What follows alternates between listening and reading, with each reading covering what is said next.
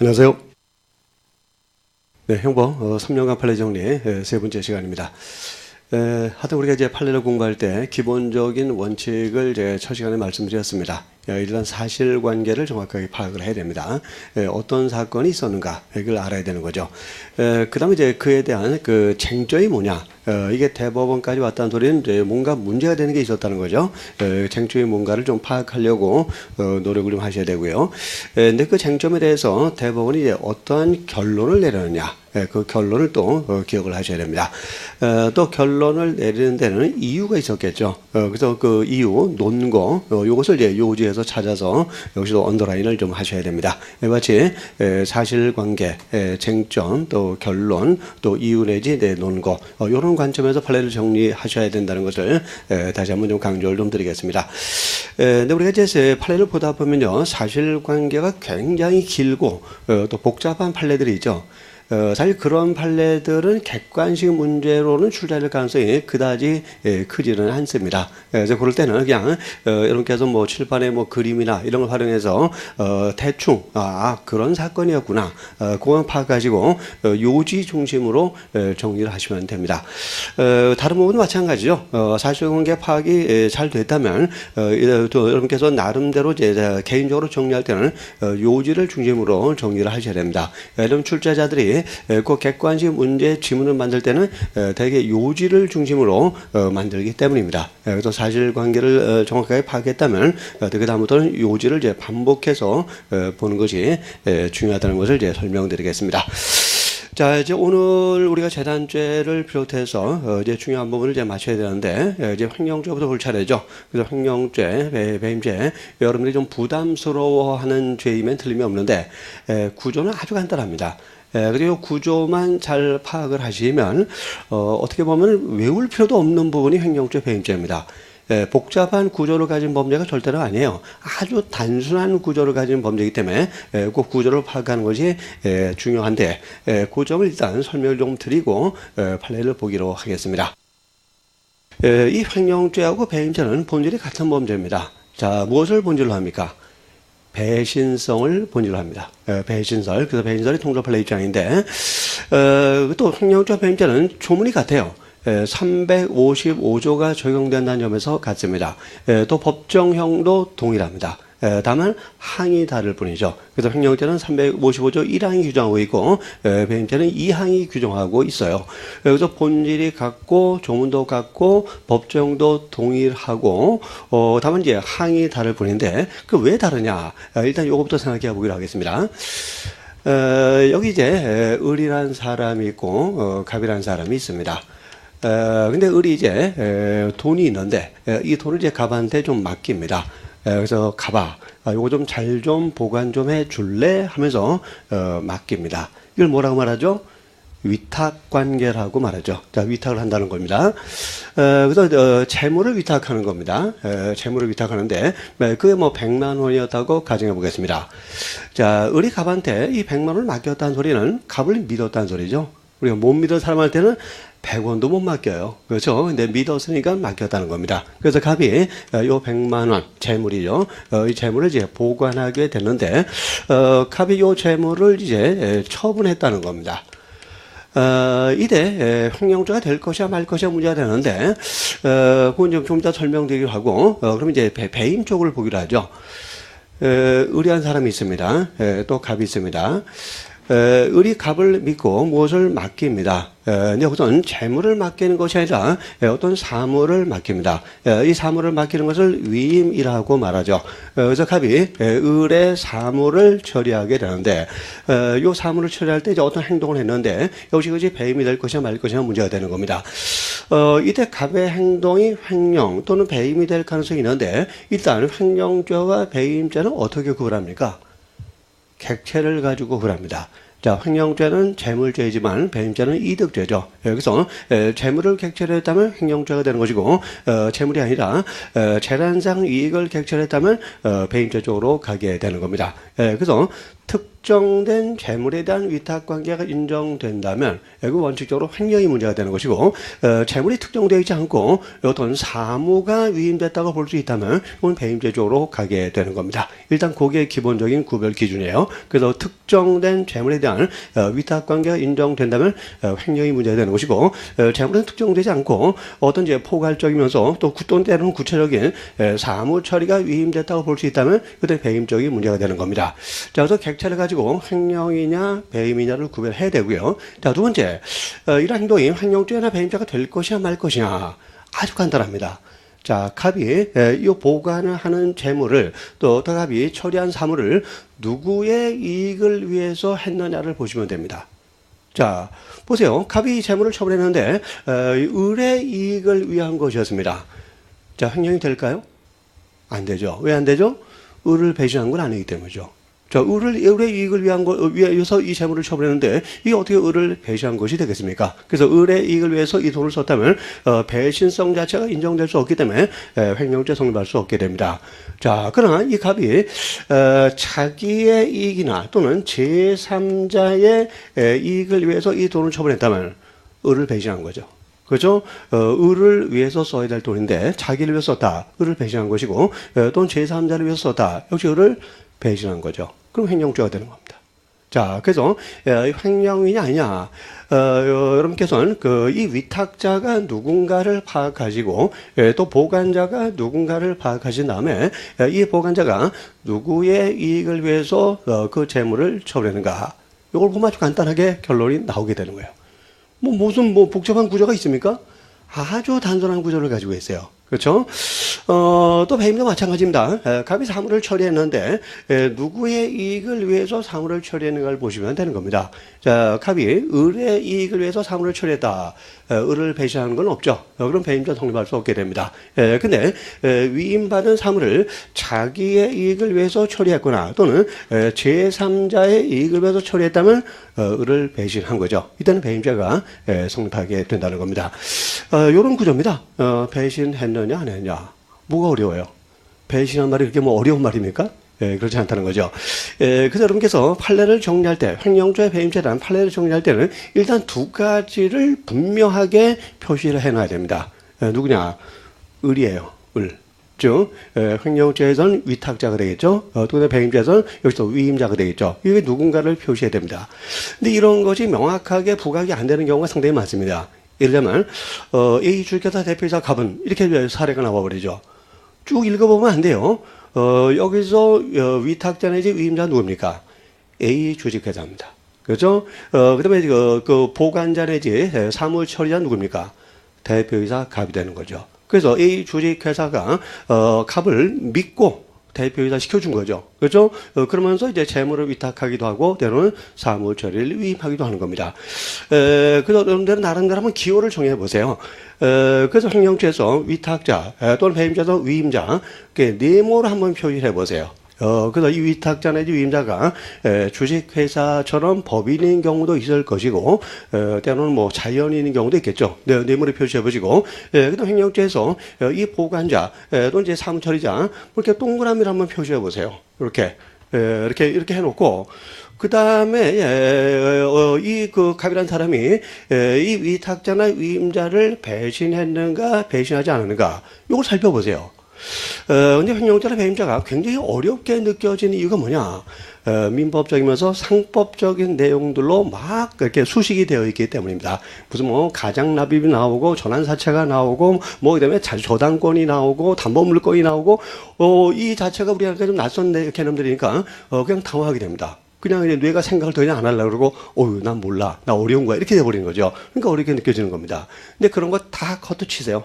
민법적이고 상법적인 내용 나오면 다 커트치고, 이 바로 이제 위탁자 내지 위임자가 누구냐. 그 다음에, 보관자 내지 사무처자가 누구냐. 그 다음에, 이 보관자나 사무처자가 누구의 이익을 위해서 재물을 처분하고, 누구의 이익을 위해서 사물을 처리하는가. 이거는 우리가 상법이나 민법적인 내용을 몰라도 상식적 차원에서도 판단이 가능합니다. 대개가. 그럼 뭐 횡령이다 아니다 결론이 명쾌하게 나오게 되는 겁니다. 자, 이런 겁니다. 이 구조만 잘 파악을 하시면 횡령죄, 배임죄나 판례 그렇게 어렵지 않습니다.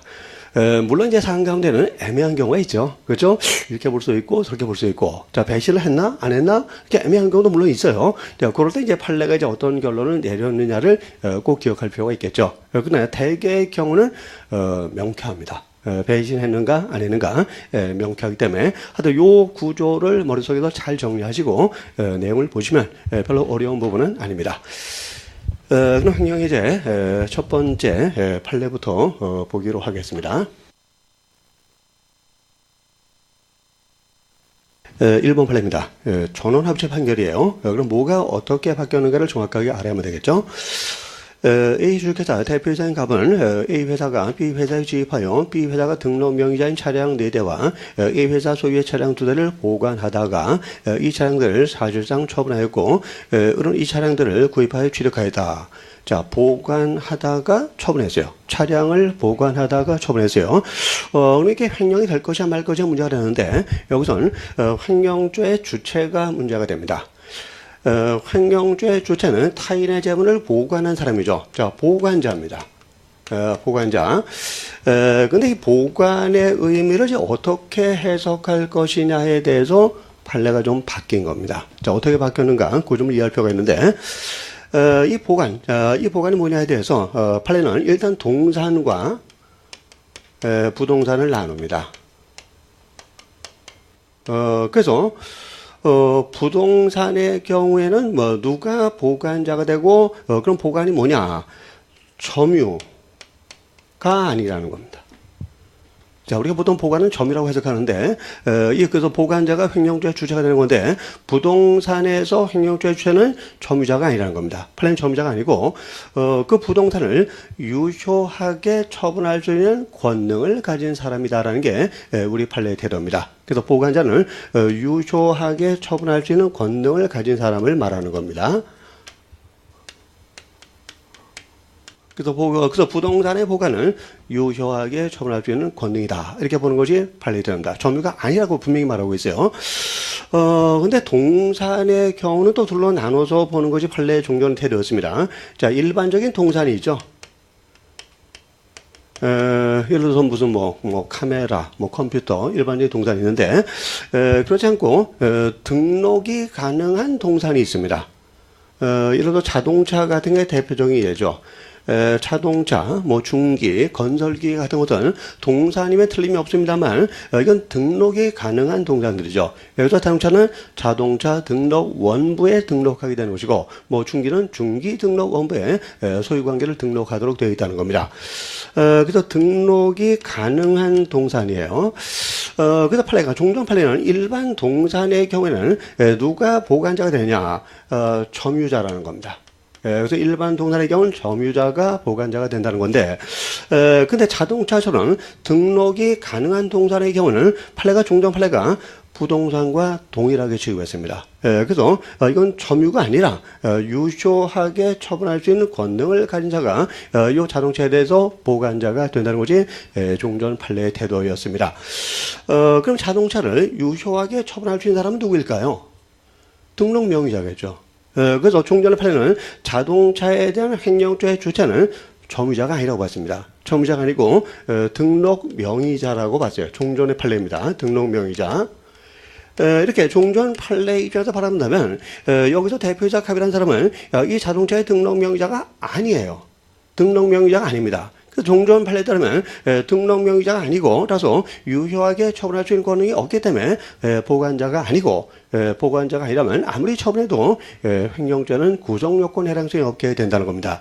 근데 이 판례가 바뀌었어요. 어떻게 바뀌었냐 확인해 보겠습니다. 자, 판결 요지 그 언더라인을 보겠습니다. 소유권 취득에 등록이 필요한 타인 소유의 차량을 인도받아 보관하고 있는 사람이 이를 사실상 처분하면 횡령죄가 성립하며 보관 위임자나 보관자가 차량의 등록 명의자일 필요가 없다. 이게 바뀐 겁니다. 자, 과거에는 이 자동차처럼 등록이 가능한 동산의 보관자는 유효하게 처분할 권능이 있는 사람이고, 이 유효하게 처분할 권능이 있는 사람은 바로 등록 명의자고, 그래서 등록 명의자가 아닌 사람이라면 횡령죄에 주체될 수 없다는 입장이었습니다. 근데 바뀐 거죠. 그래서 자동차와 같은 동산은 일반적인 동산과 동일하게 점유자가 보관자가 된다. 이렇게 판례가 바뀐 겁니다.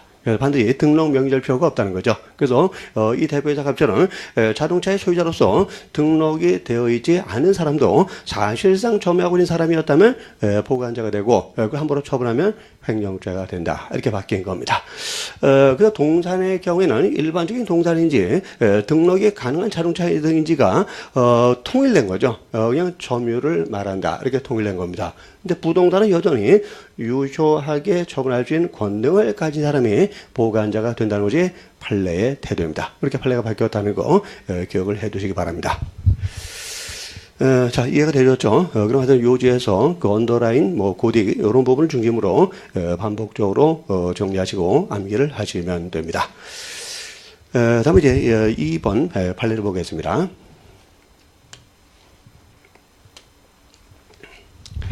자, 이것도 매우 중요한 판례입니다. 얘는 갑등이 금융다단계 사기 범행을 통해서 취득한 범죄 수익인 무효한 양도성 예금증서 7장을 을로부터 범죄 수익의 은닉을 위해 건네받아 현금으로 교환한 후 임의로 소비했다.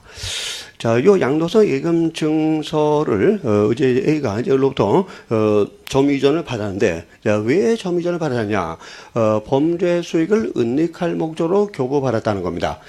어쨌든 이 양도성 예금 증서를 이제 함부로 이제 소비했을 때 이제 횡령죄가 성립할 수 있느냐가 문제가 되는데, 자, 횡령죄의 객체는 일단 재물이죠. 근데 모든 재물이 아니라 이 재물이 일단 타인 소유여야 됩니다. 그 다음에 이제 자기 점유여야 되는 거죠. 자기 점유여야 되는데 이게 이제 타인 소유이냐, 요게 문제가 되는 겁니다. 자, 왜 문제가 되느냐? 자, 범죄 수익을 은닉할 목적으로 위탁된 것은 민법상으로 불법 원인 급여물이 됩니다. 이 불법 원인 급여물에 대해서는 민법 746조가 그 준 사람은 받은 사람에 대해서 반환 청구를 할 수 없다고 규정하고 있습니다. 그래서 을은 A에 대해서 반환 청구를 못해요. 이 반환 청구를 못할 때 이때 소유관계 변동이 있느냐가 문제가 되는데 판례는 변동이 된다는 입장입니다. 그래서 이 양도성 예금 증서에 대한 소유권은 을로부터 A한테 이전된다고 봅니다. 그러면 이 양도성 예금 증서는 타인 소유가 아니라 자기 소유가 되고, 자, 자기 소유물은 횡령죄의 객체가 될 수 없죠. 그래서 함부로 처분해들자도 횡령죄 성립하지 않는다는 것이 우리 판례의 태도가 됩니다. 자, 거기 이제 요지에 나와 있으니까, 자, 소유권이 급여를 받은 상대방에게 귀속된다고 표현되어 있는 거, 그 좀 잘 기억을 해 두시기 바랍니다. 그래서 불법원인 급여물에 대해서 횡령죄가 성립할 수 있느냐에 대해서는 사실 학설 대립은 여러 가지가 존재하고 있습니다. 그래서 부정설도 있고 긍정설도 있고 절충설도 있는데 우리 다수설과 판례는 부정설의 입장을 취하고 있습니다. 즉 불법원인 급여물에 대해서는 소유권이 이전되기 때문에 이건 타인 소유가 아니고, 따라서 횡령죄 객체가 될 수 없기 때문에 횡령죄 성립할 수 없다는 그런 그 부정설의 입장을 통설 판례가 취하고 있습니다. 그럼 같은 취지의 판례가 다음에 3번에 나와 있습니다. 이것도 이제 불법원인 급여로 본 건데 사안은 유사합니다. 3번 한번 보겠습니다. 가물로부터 불법 금융다단계 유사수진행위에 의한 사기 범행을 통해서 취득한 범죄 수익이거나 이러한 범죄 수익에서 유래한 재산인 액면과 함께 19억 2,470만 원의 수표들을 현금으로 교환해주면 그 대가로 2천만 원을 주겠다는 제안을 받고 이 수표가 범죄 수익 등이라는 사실을 잘 알면서도 교부받아. 자, 이 수표를 현금으로 바꿔달라는 명목으로 교부받은 겁니다. 자, 이 수표를 현금으로 바꾸는 거, 수표를 현금으로 바꾼다는 말은 뭡니까? 범죄 수익을 은닉하는 거죠. 그죠? 현금화하는 거죠. 이건 범죄 수익인 수표를 은닉하는 겁니다. 똑같아요. 이것도 범죄 수익 은닉 목적으로 교부된 수표가 되는 겁니다. 그럼 범죄 수익의 은닉 목적으로 교부된 수표는 불법어린 급여물이 되는 것이고, 그럼 이제 반환 청구를 못하고, 반환 청구를 못하니까 소유권은 받은 사람한테 귀속이 되는 겁니다. 뭐 그 다음에 읽을 것도 없죠. 그래서 임의로 소비했을지라도 이건 자기 소유물을 소비한 것에 불과하기 때문에 횡령죄 성립하지 않습니다. 자, 어쨌든 2번 판례하고 3번 판례에서 여러분께서 주목해야 될 것은 범죄 수익 은닉 목적으로 교부됐다는 겁니다.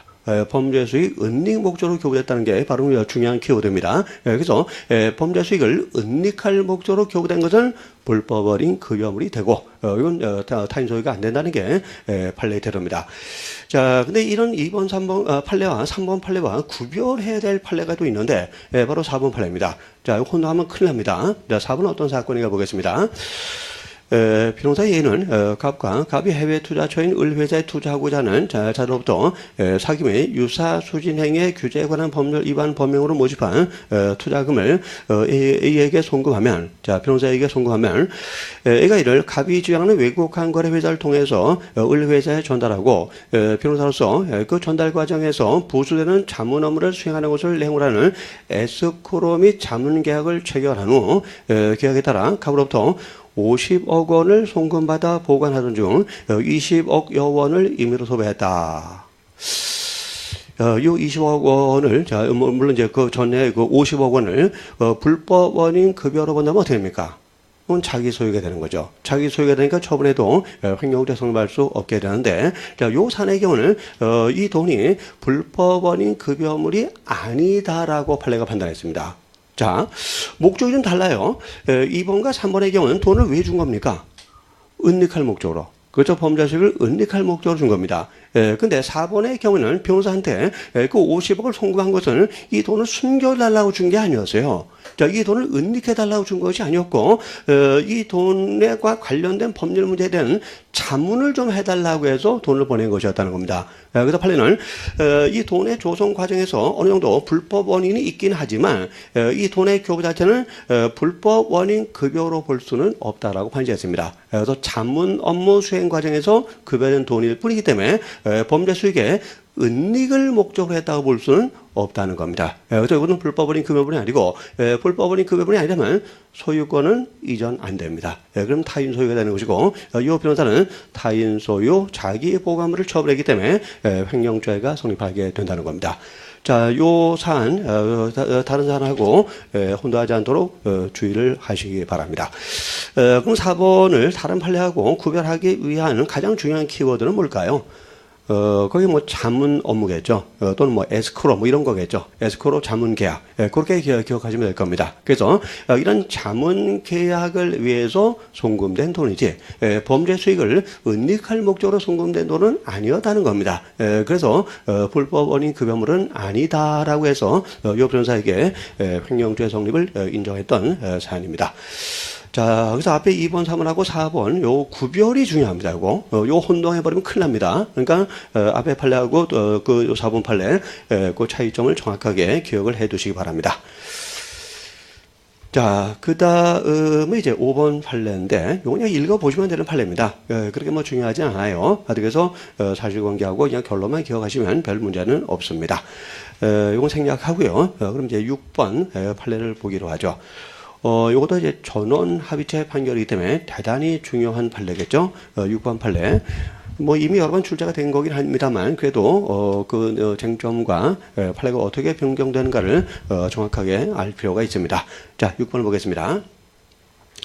자, 오른 서당지에다 총 49분의 15지분을 그 소유자는 매도인 병으로부터 매수함으로 했어요. 자, 을이 병으로부터 매수했다.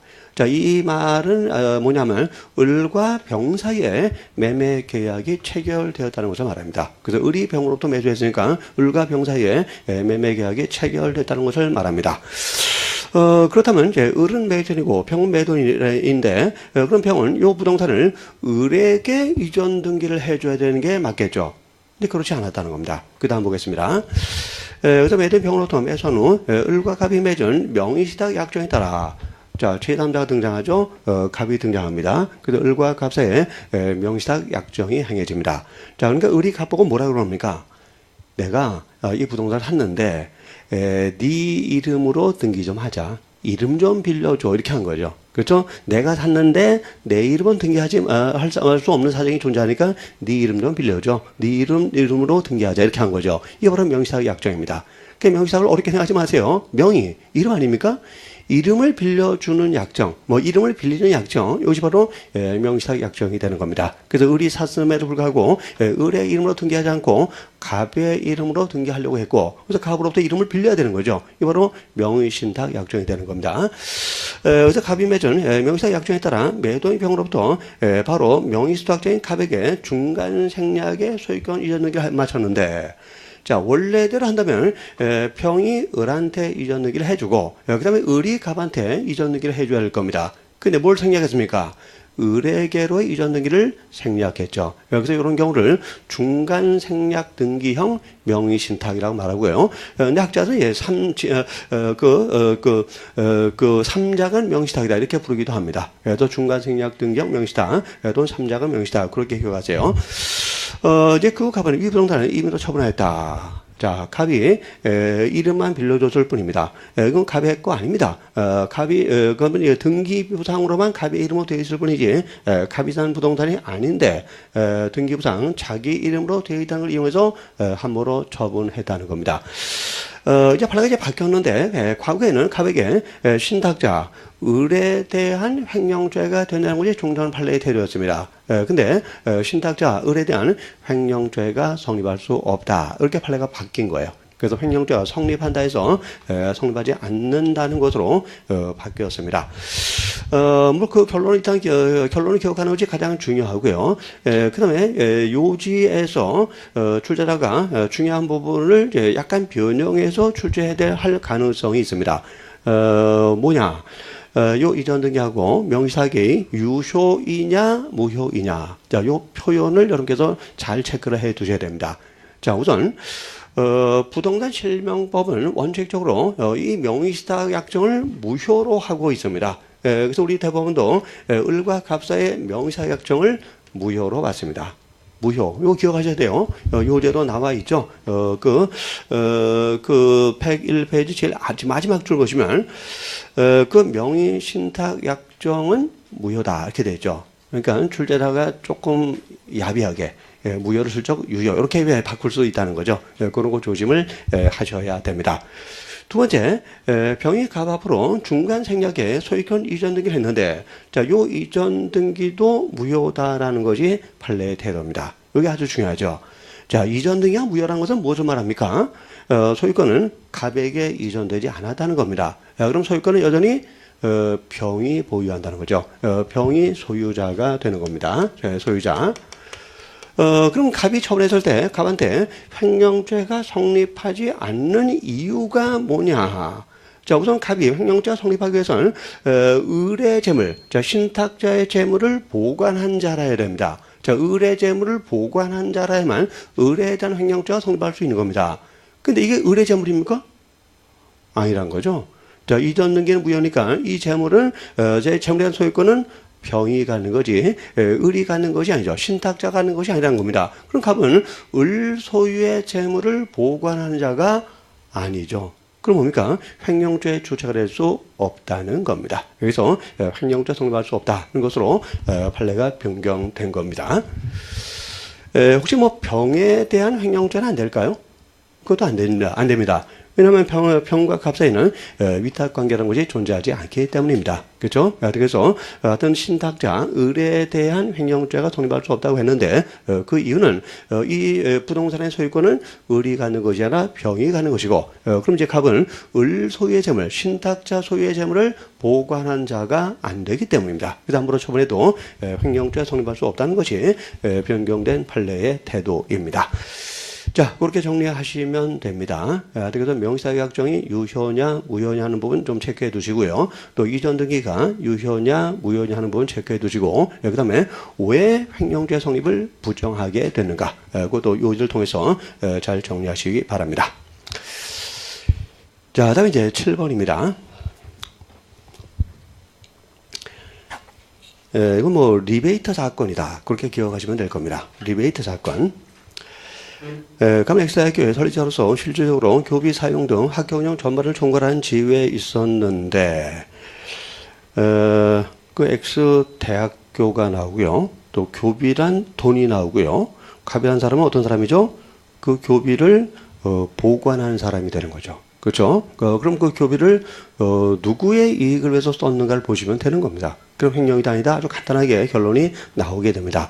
뭔가 길게 복잡하게 되어 있어서 벌써 읽기도 전에 딱 그렇게 겁먹는 분이 있을지 모르겠는데 하여튼 교비를 요 갑이 대학을 위해서 썼는지 아니면 자기나 제3자를 위해서 썼는지 그것만 잘 살펴보시면 횡령이다 아니다 결론은 아주 간단하게 나옵니다.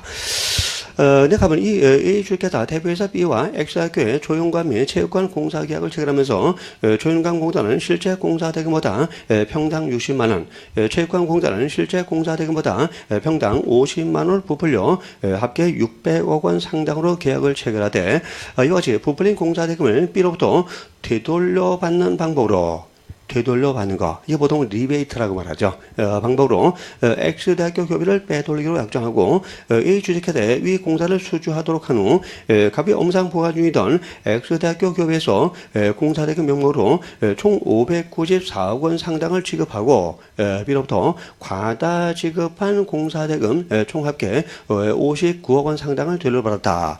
리베이트로 받았다는 거죠. 근데 59억은 실제 누구 돈입니까? 학교 돈이죠. 학교 돈을 지금 누구를 위해서 쓴 겁니까? 자기 개인을 위해서 착각한 거죠. 횡령이죠. 그렇죠? 횡령이에요. 근데 주의할 점은 594억 원 전액에 대한 횡령죄가 되는 것이 아닙니다. 판례는 과다하게 부풀려 지급된 공사대금에 대해서 횡령죄가 된다고 보았습니다. 그러니까 출자가 슬쩍 전액이라고 바꿀 수 있는데 함정 빠지면 안 됩니다. 전액이 아니고 과다하게 부풀려 지급된 공사대금, 여기서는 59억 원이겠죠. 그래서 59억 원에 대해서 횡령죄가 성립한다는 그런 판례 사안입니다. 뭐 큰 쟁점은 없어요. 하여튼 그 전액이냐 아니면 그 초과된 금액이냐 그것만 주의하시면 별 문제가 될 것은 없습니다. 다음 이제 8번 판례를 보겠습니다. 일단 이 판례를 보기 전에 기존에 나와 있는 비교 판례를 먼저 보겠습니다. 자, 104페이지 위에 보시면 조그맣게 비교 판례가 나와 있죠. 일단 그걸 먼저 보기로 하겠습니다. 집합건물의 관리회사가 구분 소유자로부터 특별수선 충당금의 명목으로 금원을 납부받아 보관하던 중 이를 일반 경비로 사용했을 때 이 특별수선 충당금은 용도가 특정된 돈입니다. 근데 용도가 특정된 돈을 그 정해진 용도대로 쓰지 않고 다른 용도로 썼다면 본인을 위해서 썼을지라도 횡령죄가 된다는 것이 판례의 테러입니다. 이건 예외적인 판례죠. 그래서 아까 본인을 위해서 썼다면 횡령죄가 안 된다 그랬어요. 근데 판례가 예외적으로 용도가 특정된 돈의 경우에는 본인을 위해서 썼을지라도 다른 용도로 썼다면, 저 예산을 전용했다면 횡령죄가 된다는 그런 입장을 취하고 있습니다. 그래서 일반 경비로 쓴 거, 즉 개인적으로 착복하지 않았어요. 그랬음에도 불구하고 용도가 특정된 돈을 정해진 용도로 쓰지 않고 다른 용도로 썼기 때문에 횡령죄가 된다는 것이 판례의 태도입니다. 자, 근데 요 사건, 자, 8번 사건, 여기도 특별수선 충당금이 나오는데 여기도 특별수선 충당금을 다른 용도로 썼습니다. 그 다른 용도를 본다면요, 그 8번 그 판례에서 사실관계 위에서 셋째 줄 후단부를 보세요. 셋째 줄 후단부에 아파트 구조진단 견적비로 썼어요. 자, 특별수선 충당금을 아파트 구조진단 견적비로 썼고, 그 넷째 줄 후단부는 변호사 선임료로도 썼습니다. 자, 그래서 특별수선 충당금을 정해진 용도로 쓰지 않고 다른 용도로 썼어요. 근데 아까 우리가 본 비교 판례의 경우는 횡령죄가 된다고 그랬죠. 근데 여기도 횡령죄가 안 된다고 그랬습니다. 자, 왜 안 된다고 했느냐? 이건 이제 다섯째 줄에 그 이유가 나와 있는데, 이 특별수선 충당금의 지출에 앞서 입주민 총회는 지출을 포괄적으로 승인했다는 겁니다. 뭡니까? 소유자들의 동의를 받았다는 거죠. 동의를 얻었다면 이걸 배신했다고 볼 수 없는 거죠. 그래서 일단은 횡령죄 성립할 수 없다는 겁니다. 그래서 아까 비교 판례하고 진짜 비교를 잘 하셔야 돼요. 그렇죠? 비교 판례의 경우는 동의 없이 일반 경비로 쓰는 경우고, 이것은 승인을 받고 썼기 때문에 다른 용도로 써줄 자도 횡령자 성립하지 않는다는 판례입니다. 자, 하여튼 이건 비교 판례하고 혼동 안 하는 게 중요한 겁니다. 그러니까 이것도 그 승인 여부 그 점을 잘 체크를 해두시기 바랍니다. 이제 횡령죄를 봤고요. 어쨌든 횡령죄 쪽에서는 그 불법 원인 급여물과 관련된 판례들이 상당히 중요합니다. 출제 가능성이 매우 높으니까 사실관계하고 결론을 잘 파악을 하셔야 됩니다. 자, 그럼 이제 배임의죄로 넘어가기로 하겠습니다. 자, 1번 판례입니다. 이는 자신이 실질적으로 소유하는 갑주식회사 명의로 일본 동경 중심가에 빌딩을 매입하면서 은행에서 매입 자금을 대출받고 을 주식회사로 하여금 대출금 채무에 연대 보증하게 함으로써 을회사에 손해를 가했다고 하여 특정 경제범죄 가중처벌 등에 관한 법률 위반으로 기소되었지만 배임행위로 취득한 재산자의 이익의 가액을 산정할 수 없었다. 자, 이때 과연 특경가법을 적용할 수 있는가? 이 문제입니다. 물론 배임은 되는데 어떤 경우에 특정 경제범죄 가중처벌 등에 관한 법률이 적용됩니까? 자, 이 특정 경제범죄 가중처벌 등에 관한 법률을 간단히 줄여서 어떻게 말하죠? 특경가법이라고 말합니다. 특가법하고는 또 달라요. 특정범죄 가중처벌 등에 관한 법률이 있는데 그건 특가법이라 요약하죠. 근데 이것은 특정 경제범죄입니다. 그래서 특경가법이라고 줄여서 말합니다. 판례도 그런 용어를 쓰고 있어요. 근데 어떤 경우에 특경가법이 적용되느냐? 배임으로 인해서 얻은 이익이 5억을 넘었을 때 특경가법이 적용되는 겁니다. 근데 이 사안의 경우는 그 재산상 이익가액을 산정할 수 없었다고 되어 있어요. 5억이 넘는지 안 넘는지를 알 수가 없었다는 거죠. 그럼 당연히 특경가법은 적용 안 되는 겁니다. 그렇다면 형법상의 업무상 배임죄 규정을 적용할 수밖에 없는 거죠. 그래서 형법상의 업무상 배임죄가 된다는 그런 판례 사안입니다. 자, 근데 이 판례도 우리가 아까 본 것처럼 위임자가 누구고 사무처리자가 누구냐, 그 관점에서 한번 분석해 볼까요? 자, 이 1번 판례에서 위임자는 구체적으로 누굴까요? 둘째 줄에 가운데 나와 있는 을주식회사입니다. 자, 네모 치셔야죠. 을주식회사 위임자입니다. 그럼 을주식회사의 사무를 처리한 사람은 누굽니까? A입니다. 아마 이제 A가 을주식회사의 뭐 대표이사라든가 아니면 실질적 경영자의 지위를 가지고 있었을 겁니다. 그러니까 A가 바로 을주식회사 사무를 처리한 사람인데, 근데 연대보증을 을주식회사라금 서게 만들었는데, 자, 이거 누구의 이익을 위해서 연대보증을 서게 한 겁니까? 자기의 이익입니다. 자기가 다른 회사 명의로 빌딩을 매입하면서 은행에서 대출을 받는 거예요. 이게 자기가 개인적으로 대출을 받는 겁니다. 개인적으로 대출을 받는데 을회사로 하여금 보증 쓰게 만든 거죠. 이건 자기의 이익을 위한 거지 을회사의 이익을 위한 것이 아니죠. 그러면 을회사를 배신한 겁니다. 그래서 그건 배임죄가 되는 겁니다. 자, 그런 구조를 파악하는 습관이 좀 돼야 됩니다. 그냥 암기하려고 하지 마시고, 이 사람이 위임자구나, 이 사람이 사무처리자구나, 또 이 사람이 누구의 이익을 위해서 사무를 처리했는가, 그걸 잘 보시는 그런 식으로 분석하는 습관을 가지셔야 됩니다. 다음에 2번을 보겠습니다. 자, 배임죄 주체 문제인데, 배임죄 주체는 타인의 사무를 처리한 자죠. 그래서 타인의 사무가 있어야 됩니다. 그래서 타인의 사무가 아니라 자기의 사무였다면, 일단은 배임죄는 성립할 수 없게 되는 겁니다. 자, 2번을 보겠습니다. 가문 임차인과 가문 이제 임대인입니다. 임차인과 아파트에 관한 임대차 계약을 체결하면서 여기서 을은 임차인, 가문 임대인인데 자신이 소유권을 취득한 즉시 을에게 알려 을이 전입신고를 하고 확정 일자를 받아 1순위 근저당권자인 국민은행 다음으로 대항력을 취득할 수 있도록 하기로 약정했어요. 자, 이 약속을 통해서 어떤 의미가 생겼습니까?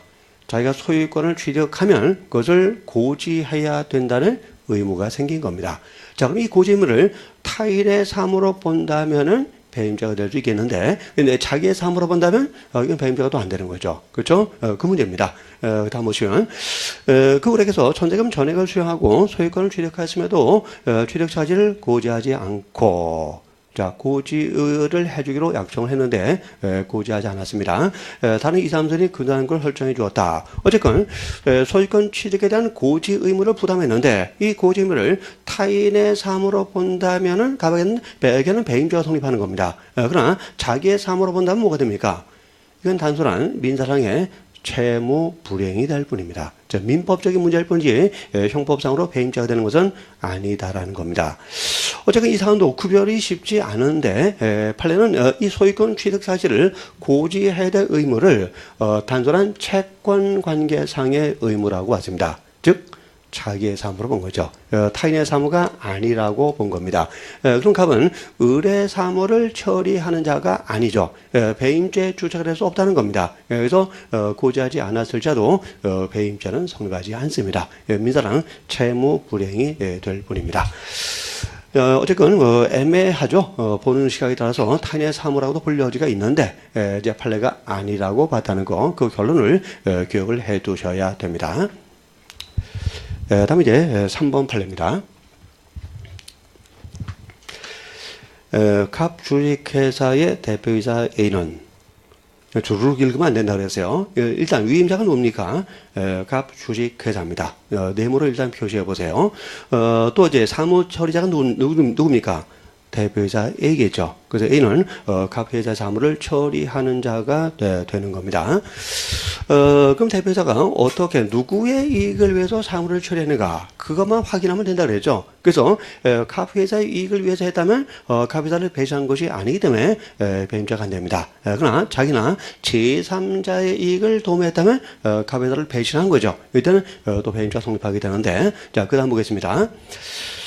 자, A는 자신과 딸이 발행주식 전부를 소유하고 있는 을주식회사 및 병주식회사를 운영하면서 갑 회사로 하여금, 자, 본인으로 하여금, 위임자로 하여금, 을회사가 건물 신축 과정에서 정은행에서 대출받은 대출금 등 채무를 연대 보증하게 하고, 자, 갑 회사로 하여금 보증쓰게 만들었다는 겁니다. 자, 누구의 이익을 위한 겁니까? 갑 회사의 이익을 위한 겁니까? 아니죠.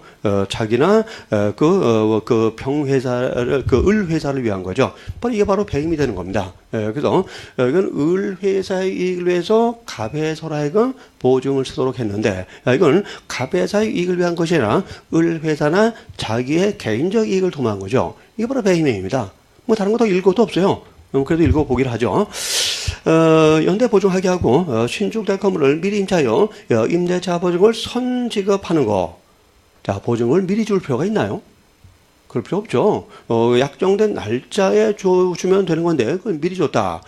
이것도 받는 사람의 이익을 위한 거지 역시 주는 갑 회사의 이익을 위한 것은 아니었다는 겁니다. 그리고 역시 이것도 갑 회사를 배신하는 행동이 되는 거고 배임행위가 되는 겁니다. 또 병회사의 정은에 대한 대출금 채무를 연대 보증하겠다. 똑같습니다. 이건 병회사의 이익을 위한 거지 갑 회사의 이익을 위한 것이 아니다라는 겁니다. 그럼 이제 A는 갑 회사의 사무를 처리하는 자로서 갑 회사를 배신한 배임행위를 한 거죠. 그래서 배임죄가 성립하게 되는 겁니다. 물론 이제 그 배임으로 인한 피해 금액이 5억을 넘는다면 특경가법상의 배임죄가 되겠죠. 판례도 5억이 넘는다고 봐가지고 특경가법을 적용했습니다. 아주 단순한 구조입니다. 그러니까 이런 거 그냥 외우려고 하시면 안 돼요. 외우려고 하시면 뭐 잘 들어오지도 않습니다. 외우지도 않고. 그러니까 지금 분석한 대로 위임자가 누구냐, 그 다음에 사무처리자가 누구냐, 이 사무처리자가 도대체 누구의 이익을 위해서 사무를 처리했는가를 보시면 어떻게 보면 이거 외울 것도 없잖아요. 아주 단순한 사건이죠. 외울 것도 없어요. 외우지 않아도 여러분께서 시험장에 가서 요 관계만 잘 파악하게 되면 이게 배임이다 아니다. 그냥 딱 벌어지게 결론이 나오게 되는 겁니다. 자, 그다음에 4번을 보겠습니다.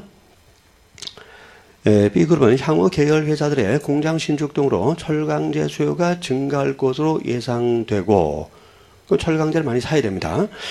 각각의 계열사가 개별적으로 철강제를 구매할 경우 단가 등 구매 조건이 불리할 것으로 판단되자 구매력 집중을 통한 원가 절감을 위해 그렇죠. 대량으로 한꺼번에 사면 좀 싸게 살 수 있겠죠. 그래서 원가 절감 외에 그룹 차원에서 철강제를 통합 구매하기로 하고 그룹 회장 A는 C 회사로 하여금 통합 구매 방식으로 그룹의 계열 회사들에 대한 지원을 하도록 하였다. 자, 회장 A는 누구의 사무를 처리한 사람입니까? 일단 그룹의 사무를 처리한 사람이겠죠. 또 C 회사는 그룹의 계열 회사입니다. 그렇게 한다면 회장 A는 C 회사의 사무를 처리하는 사람이라고 볼 수가 있겠죠. 그럼 이 회장 A가 이 자금 지원을 통해서 철강제를 구입하도록 했는데 누구의 이익을 위한 것입니까? 그룹을 위한 거죠.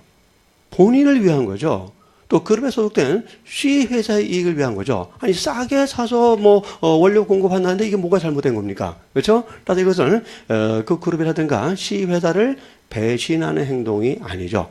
그룹과 C 회사의 이익을 도모하는 행동이지 배신하는 행동이 아니라는 겁니다. 그럼 배임자가 안 되는 거죠. 그래서 배임자 성립할 수 없다는 것이 판례의 태도입니다. 뭐 간단한데요. 어쨌든 요 사안과 관련해서는 요지 가운데서 이번 요지를 좀 꼼꼼하게 정독을 좀 해두시기 바랍니다. 그런 부분들이 지문으로 좀 나올 가능성이 있습니다. 다음에 이제 5번 판례를 보겠습니다. 그래서 이렇게 단순한 사안인데 왜 이렇게 요지를 길게 만드는지 모르겠어요. 그렇죠? 좀 간단하게 할 수 있을 텐데 하여튼 요즘 그 대법원 그 요지 만드는 거 솔직히 좀 마음에 안 듭니다. 요지면 요지답게 만들어야 되는데 본문 같이 만들어 놨다는 거죠. 굉장히 길게 만들어 놨다는 거죠. 어쨌든 이제 5번 판례로 넘어가기로 하겠습니다. 5번 판례, 그다음에 6번 판례, 특히 6번 판례가 더 중요합니다. 6번 판례를 제대로 이해하기 위해서는 5번 판례를 먼저 잘 이해를 해야 됩니다.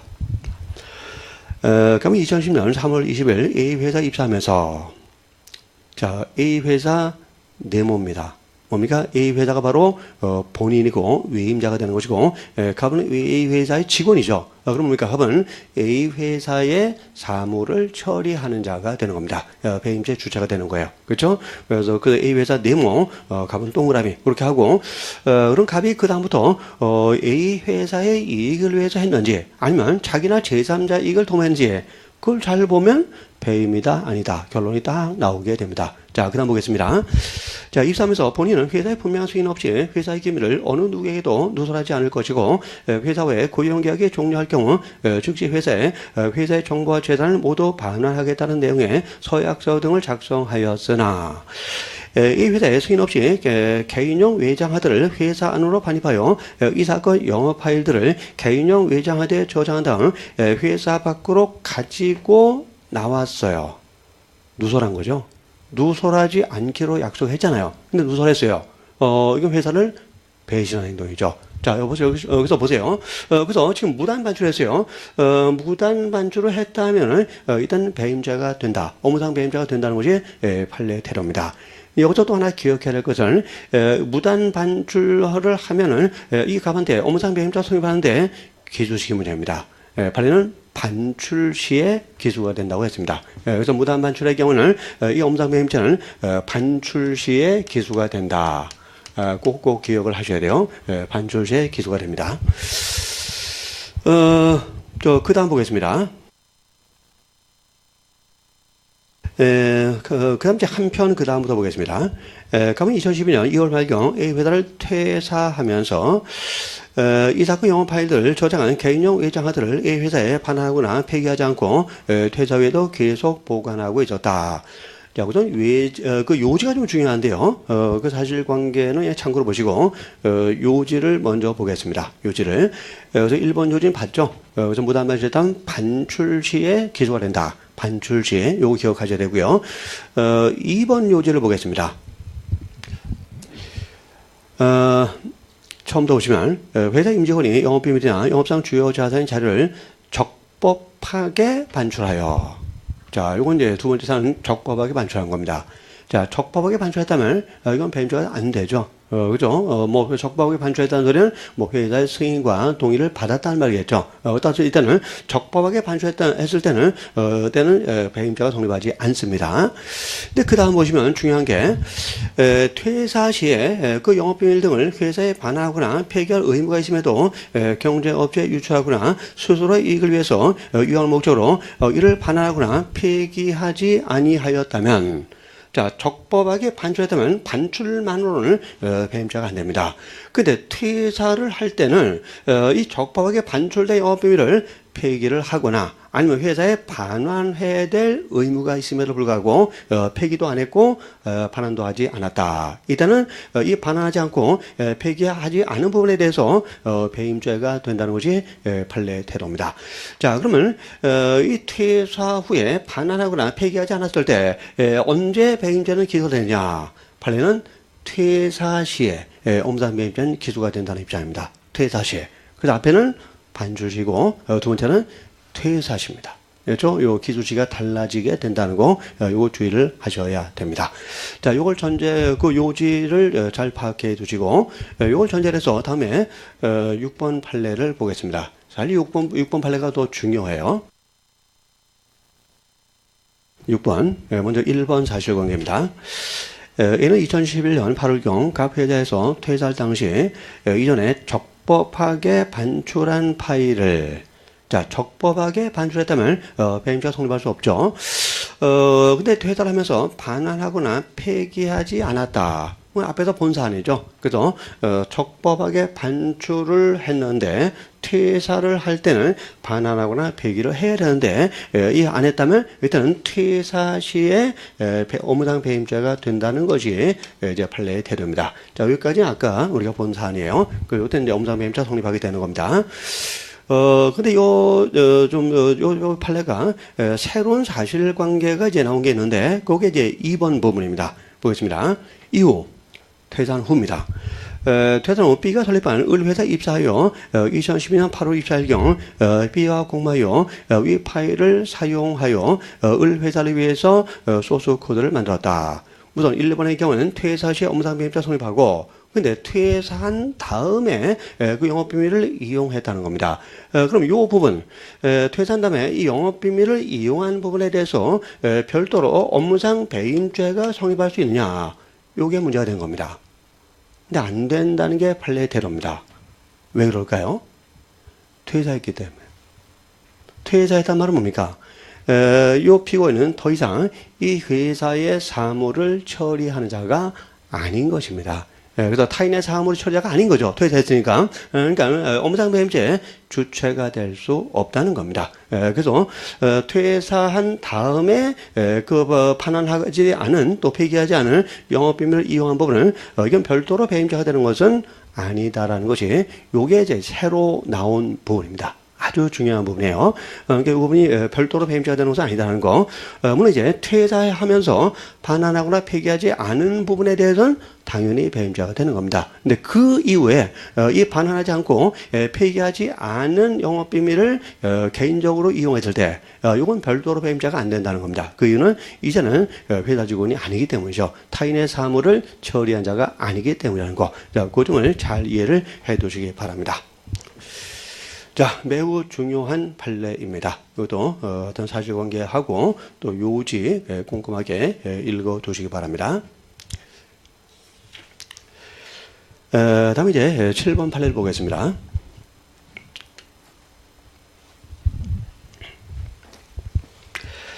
배합사로 판매회사인 갑회사. 자, 갑회사가 이제 본인, 바로 위임자죠. 네모 치셔야 되고요. 영업사원인 A. 이 사람이 이제 갑회사의 사무를 처리하는 사람이죠. 그러면 이제 A는 이제 동그라미를 치셔야죠. 그럼 A가 이제 어떻게 사무를 처리하는가를 이제 잘 보시면 됩니다.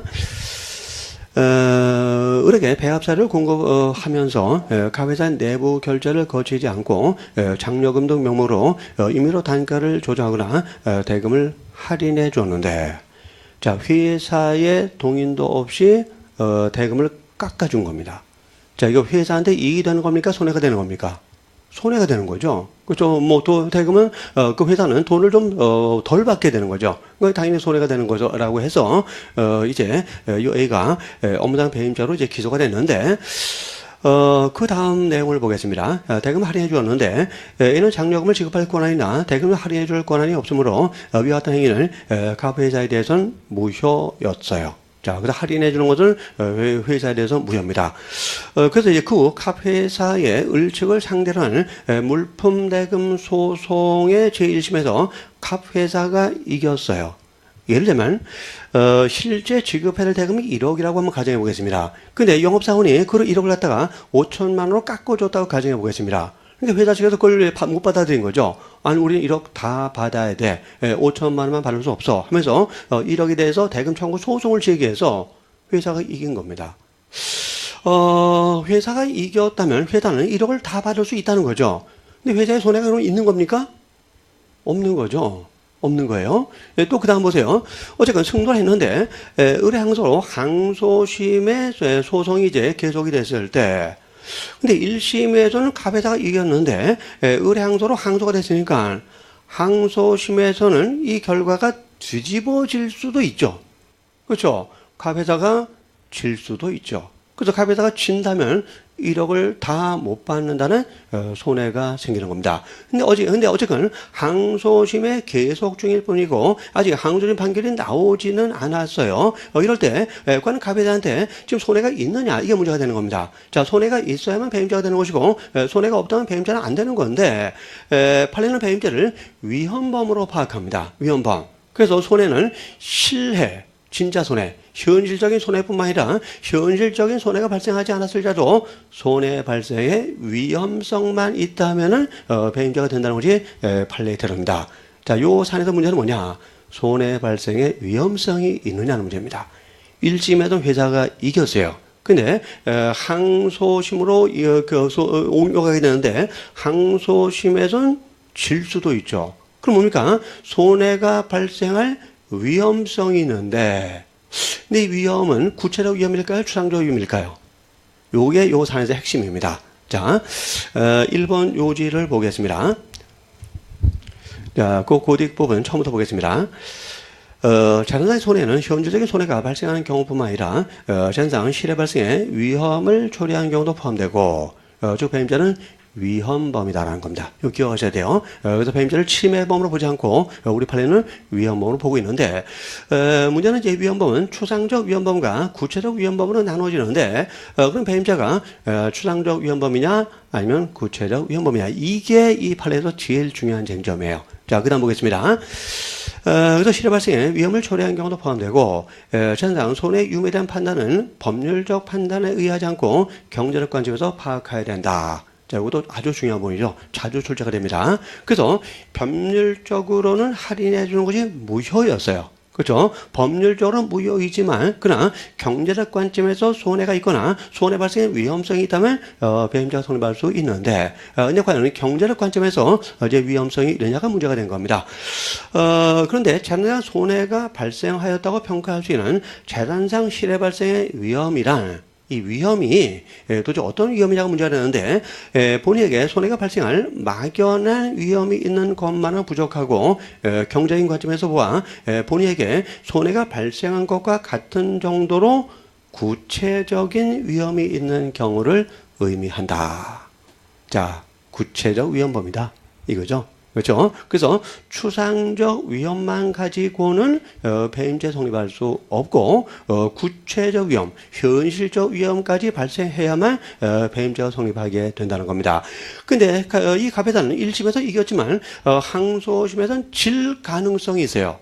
자, 질 가능성, 손해를 볼 위험성이 있다는 겁니다. 그럼 이 위험성을 추상적 위험으로 볼 것이냐, 구체적 위험으로 볼 것이냐 문제가 되는데 판례는 추상적인 위험으로 봤습니다. 따라서 그래서 구체적 위험이 발생하지 않았다는 거죠. 그렇다면 업무상 배임죄는 성립할 수 없다는 것이 판례의 태도입니다. 어쨌든 사실관계도 잘 기억을 해두시기 바라고요. 그 구체적 위험이냐 추상적 위험이냐 출제자 말 바꾸기 너무 좋죠. 그러니까 그런 표현들 추상적으로 바꾸면 틀리게 된다는 거 그 주의를 하셔야 됩니다. 하여튼 팔리는 배임자를 위험범으로 파악하고 있는데 그 위험은 구체적 위험이라는 거죠. 그래서 구체적 위험범으로 파악하고 있다는 거 기억을 하셔야 되고 이 구체적 위험은 현실적 위험을 말합니다. 현실적 위험. 자, 이와 관련된 판례로서 8번을 보겠습니다. 갑은행 시점에 시험장이 A는 자, 어디다 박스를 쳐야 됩니까? 갑은행이죠. 갑은행이 이제 본인 위임자가 되는 것이고 A는 갑은행의 사무 처리자가 되는 거죠. 그래서 갑은행이 이제 본인이고 A가 지점장으로서 갑은행의 사무를 처리하는 사람이 되는 겁니다. 그러면 A의 행동이 이제 갑은행을 이제 배신했느냐 그렇지 않았느냐 이걸 이제 잘 보면 배임이다 아니다가 대충 판가름 나게 되는데 보겠습니다. 이는 갑은행에서 물품 대금 지급 보증서를 발급해 주기 위해서는 담당 차량이 보증서를 발급받기를 원하는 신청자의 신용도를 조사하고 이를 전산에 입력한 후 지점장의 결제를 거쳐 갑은행 본점에서 승인을 받아야 함에도 자, 또 물품 대금 지급 보증서를 지점장이 발급하기 위해서는 본점 승인이 있어야 된다는 겁니다. 근데 갑은행 시점에서 위와 같은 업무상 임무에 위배하여 갑은행 시점장 명의 보증금 금액 10억 원의 물품 대금 지급 보증서를 작성하여 시 주식회사의 거래처인 평주식회사 직원에게 건네주었다. 자, 본사에 승인도 없이 은행으로 하여금 보증을 서도록 만든 겁니다. 자, 승인도 없이 은행으로 하여금 보증을 서도록 만든 거예요. 어떻게 보면 이것은 은행을 배신한 행동이라고 말할 수 있겠죠. 그러나 이 배신한 행동만 있다고 해서, 즉 배임행위가 있다고 해서 무조건 배임자가 되는 것이 아니라 손해가 발생해야 되는 겁니다. 근데 판례는 이 배임자를 위험범으로 보고 구체적 위험범으로 보기 때문에 이 손해는 현실적 손해만을 말하는 것은 아니고 손해 발생의 구체적 위험이 생긴 경우에도 손해가 있는 것으로서 배임자가 된다고 보는 것이에요. 자, 그럼 이 사안에서는 과연 갑은행에 손해가 발생할 구체적 위험이 있느냐 이 문제입니다. 갑은행에게 손해가 발생할 구체적 위험이 있느냐 꽤 쟁점인데 보겠습니다. 어쨌건 평주식회사의 직원에게 건네주었다. 보증서를 건네주었어요. 그러나 평주식회사의 관리부는 위 지급보증서가 정상적으로 발급된 것이 아님을 확인하고 을주식회를 통해서 석유를 주문하였던 D 등에게 석유를 공급하지 않았고 이로 인해서 을주식회사는 평주식회사에 대해서 아무런 물품 대금 채무를 부담하지 않게 되었다. 뭡니까? 채무 자체가 없어요. 자, 채무 자체가 발생하지 않았다는 거죠. 자, 채무가 발생하지 않았다면 은행이 보증 채무를 이행할 위험성이 있는 겁니까? 없는 거죠. 채무가 있어야 보증 채무도 현실화될 수 있는 겁니다. 근데 물품을 안 팔았어요. 그 당연히 채무가 없는 것이고 채무가 없다면 은행이 그 대금을 지급할 위험성조차 없다는 거죠. 그래서 이 사안은 이 구체적 위험이 발생하지 않았다고 했습니다. 그래서 이 점장한테 업무상 배임자 성립을 인정하지 않았습니다. 은행 측에 손해가 발생할 구체적 위험은 없다는 거죠. 왜? 채무 자체가 없었기 때문에. 그 사안입니다. 그리고 사실관계 잘 파악하시고 결론, 구체적 위험이 발생하지 않았다는 거 기억해 두시기 바랍니다. 다음에 이제 9번을 보겠습니다. 조금 복잡한데 또 민법적인 내용이 있는데 그래도 우리가 내용을 좀 이해를 해야 되겠죠. 가물소유 아파트 808동 202호를 전세보증금 1억 6천만 원, 전세기간 2년으로 정하여 임차하기로 하는 전세계약을 체결하고, 자, 7번 보세요. 을의 아파트에 이제 갑이 이제 전세를 드는 겁니다. 그럼 전세보증금을 을한테 줘야 될 겁니다. 근데 전세보증금이 1억 6천만 원인데 갑이 돈이 없어요. 그래서 은행으로부터 1억 6천 대출을 받는 겁니다. 그래서 이 은행으로부터 전세자금 1억 6천 대출을 받아가지고 그걸 보증금으로 을한테 이제 갑이 이제 교부하게 된 겁니다. 근데 은행은 이제 대출해 준 거예요. 근데 은행은 그냥 대출해 주지 않죠. 담보를 요구하죠. 그렇죠. 담보 없이 대출해 주는 경우 없다는 겁니다. 그럼 이제 어떻게 이제 은행이 담보를 갖게 되는가 한번 보겠습니다.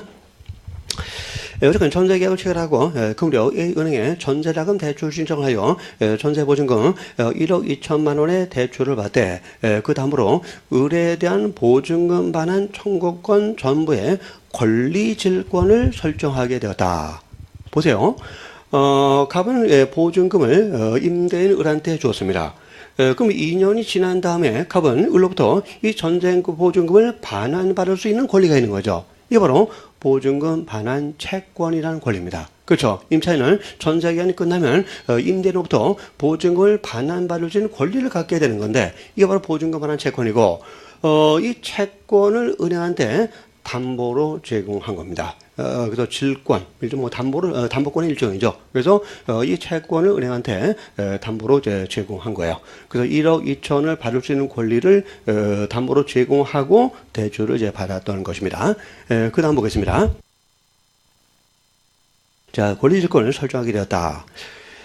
임대인 을은 그 무렵 갑이 위 전세보증금 반환 채권에 대해서 대출 채권자 겸 질권자에게 질권을 설정함에 있어 이의 없이 이를 승낙한다는 내용의 질권 설정 승낙서를 작성하여 에게 교부했다. 자, 그래서 을은 보증금 반환 채무를 부담하는 사람이죠. 보증금 반환 채무를 부담하는데 자신에 대한 채권이 담보로 제공되는 것을 을은 승낙을 했다는 겁니다. 이건 민법상으로 굉장히 중요한 의미를 갖습니다. 승낙을 했다는 겁니다. 그 다음 보세요. 그래서 질권 설정 승낙서를 작성하여 은행 측에게 교부했다. 자, 전세기간이 만료된 후 그럼 이제 어떻게 됩니까? 갑은 은행에다가 이제 보증금을 이제 대출금을 이제 반환해야 되는 건데 어떻게 하는 걸 보세요. 갑은 임대인으로부터 전세 보증금 명목으로 합계 1억 4천만 원을 수령하여 소비하였다. 자, 은행 측에다가 대출금을 반환하지 않았다는 거죠. 반환하지 않고 자기가 임의로 소비해버리고 말았을 때 이때 은행에 대한 배임죄가 성립할 수 있냐. 자, 갑한테 은행을 피해자라는 배임죄가 성립할 수 있느냐가 문제가 됐는데 여기서는 은행에게 손해가 발생했거나 손해 발생의 위험성이 있느냐. 이게 쟁점이 된 사안입니다. 자, 은행은 아무런 손해가 없습니다. 왜 그러냐. 보세요. 여기 여러분이 이거 상식적으로 알아두는 게 좋아요. 여러분도 이제 합격하시고 나면은 뭐 결혼도 할 것이고, 이럴 때 뭐 집을 사기 어려울 때는 뭐 전세를 드는 경우도 있을 것이고, 전세 자금 없다면 이렇게 또 대출을 받기도 할 겁니다.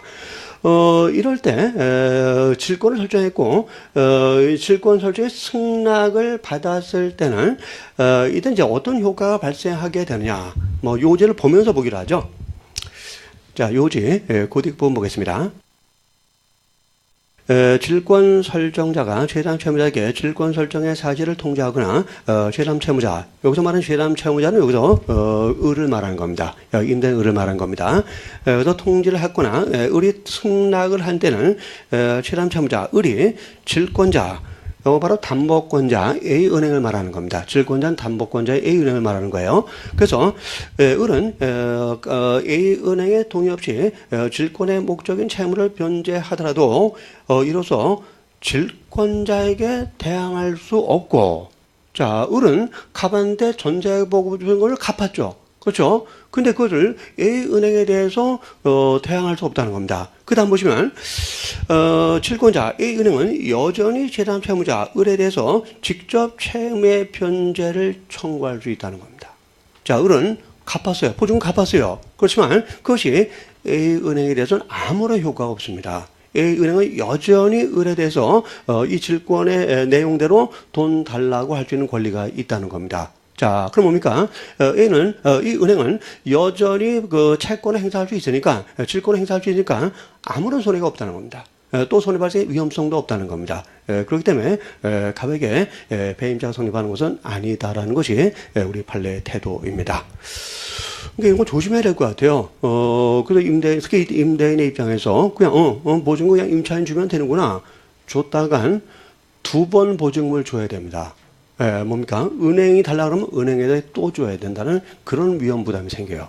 굉장히 조심해야 되는 거죠. 그래서 그 보증금 반환 채권에 대해서 담보를 설정하는 것을 승낙을 했다면 이때는 반드시 을은 은행에다가 보증금을 줘야지 은행의 동의 없이 갑한테 주면은 안 되는 겁니다. 그게 아무런 효력이 없다는 거죠. 그럼 은행은 여전히 을에 대해서 보증금 달라고 청구할 수 있는 권리가 있게 된다는 겁니다. 어쨌든 이 사안은 은행에 대해서 아무런 손해가 없다. 손해발생 위험성도 없다고 해서 갑한테 배임죄가 성립하지 않는다고 본 사안입니다. 자, 이런 것은 상식적으로도 알아둘 필요가 있을 것 같아요. 그렇죠? 잘못하면 굉장히 큰 손해를 볼 위험성이 있기 때문입니다. 자, 다음에 이제 10번 판례를 보겠습니다.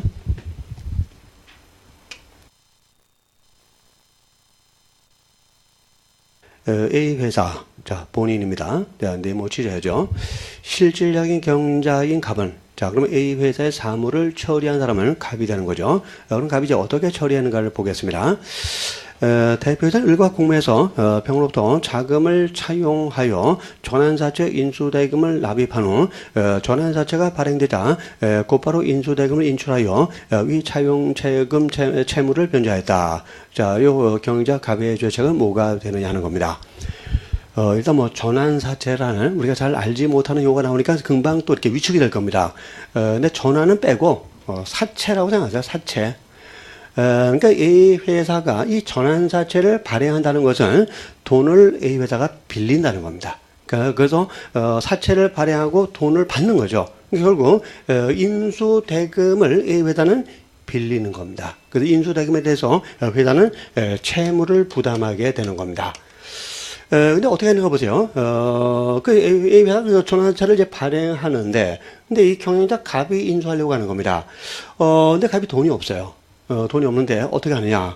평으로부터 빌립니다. 차용해가지고 전환사채를 이제 그 금액을 이제 납입하게 됩니다. 그래서 이 인수대금이 예를 들어서 뭐 10억이라고 한번 해보겠습니다. 10억. 그래서 이제 10억이 없으니까 갑은 평으로부터 10억을 빌려요. 그래서 이 10억을 회사한테 납입을 하는 겁니다. 그러고 나서 전환사채를 발행받는 겁니다. 그래서 갑이 그 전환사채를 이제 갖게 되는 거죠. 사채를 갖게 되는 것이고 일종의 채권을 갖게 되는 겁니다. 채권을 갖게 되는 거예요. 그럼 이제 회사는 그 10억에 대한 채무를 이제 부담하게 되는 겁니다. 이렇게 한다면 어떻게 하느냐? 이 10억이 일단 그 회사로 들어갔죠. 들어갔는데 10억을 다시 인출합니다. 빼냅니다. 빼내서 병한테 갚아버립니다. 그럼 회사에는 돈이 전혀 들어오지 않았어요. 돈은 전혀 안 들어왔는데 회사는 10억이란 채무만 부담하게 된 거죠. 회사의 손해 날 행동을 했다는 겁니다. 그래서 일단은 회사에 대한 업무상 배임죄가 된다는 것이 판례 태도입니다. 자, 뭐 이렇게 사안만 잘 파악하시면 별 문제가 되지 않습니다. 그래서 이 판례도 그래도 중요하니까 잘 정리해 두시기 바랍니다. 자, 그러니까 요 그림을 보면서 회사가 이제 채무는 부담했는데 돈 들어오지 않았다는 거죠. 그래서 돈 들어오지 않았기 때문에 회사한테 손해가 발생했다는 거 그렇게 정리하시면 됩니다. 다음 11번 판례를 보겠습니다. 한국농어촌공사의 직원 갑은, 자, 한국농어촌공사가 본인이죠. 위임자고, 직원 갑은 이 농어촌공사의 사무를 처리하는 사람이죠. 그럼 이제 갑이 어떻게 사무를 처리하는가를 보면 되는 겁니다. 영농 규모화 사업 중 농지 매매 지원금 관련 업무를 담당하던 중 지원 대상자들이 매입하려는 농지가 조건을 충족하지 못한 사실을 알면서도 이를 충족한 것처럼 허위의 현지 조사서를 작성하는 등의 수법으로 지원 대상자 10명에게 합계 11억 원을 지원하게 하였다. 대출을 해준 겁니다. 그러나 지원 대상자들의 채무 상환 능력이 부족하거나 담보의 경제적 가치가 부실하여 대출 채권의 회수에 문제가 있음을 인정할 만한 증거는 없었다는 것입니다. 어쨌건 직원갑은 조건을 갖추지 못한 사람한테 대출을 해준 거니까 이 대출 행위는 이 한국농어촌공사의 이익을 위한 것이 아니라 대출 받는 사람들의 이익을 위한 거죠. 제3자 이익을 도모한 행동이고 따라서 이것은 이 공사를 배신한 행동이 되는 겁니다. 조건을 갖추지 못했다면 지원 못하는 거죠. 근데 해줬으니까 공사를 배신하는 거예요. 그냥 업무상 배임이 문제가 되는데, 자, 요 사안에서는 과연 공사한테 손해가 있느냐가 문제가 된 사안입니다. 손해가 있느냐? 왜 손해가 있냐 문제가 되느냐? 후반부 보시면 이런 말이 나와 있죠. 그 지원 대상자들의 채무 상환 능력이 부족하지 않습니다. 또 그다음에 이 대출을 받는 사람이 담보를 제공했는데 그 담보의 경제적 가치가 부실하지 않습니다. 그래서 대출 채권 회수에 아무런 문제가 없었다는 겁니다. 그럼 이 공단을 조건을 갖추지 못한 사람한테 11억 원 정도를 대출해 줬지만 11억 원을 차질 없이 상환받을 수 있었다는 겁니다. 이때 과연 공사한테 손해가 있느냐? 이게 쟁점이 된 겁니다. 손해가 있다는 겁니다. 자, 어떤 것을 손해로 봐야 될까요? 일단 11억이 나갔잖아요. 11억이 나갔죠. 그러면 공사가 갖고 있는 돈 가운데서 11억이 줄어들었어요. 그게 손해라는 겁니다. 그래서 나중에 뭐 갚는다. 이것은 기수가 된 이후의 사정이죠. 여기서 기수 이후의 사정을 범죄 성립에 영향을 주지 못합니다. 그래서 11억을 대출함으로써 기금이 감소를 했고 이 기금의 감소가 손해라는 거죠. 손해고 여기서 기수가 되는 겁니다. 그래서 나중에 그 사람들이 대출금을 상환한다. 뭐 담보권을 행사해서 그 변제 충당한다. 이런 것은 기수 이후의 사정에 불과한 겁니다. 그래서 기수에 대출금을 갚았다고 해서 기수가 미수가 되는 것은 절대로 아니라는 것입니다. 그래서 기수가 된다고 봤다는 거 기억을 해 두시면 됩니다. 그럼 잠깐 쉬었다가 또 나머지 내용들 보기로 하겠습니다.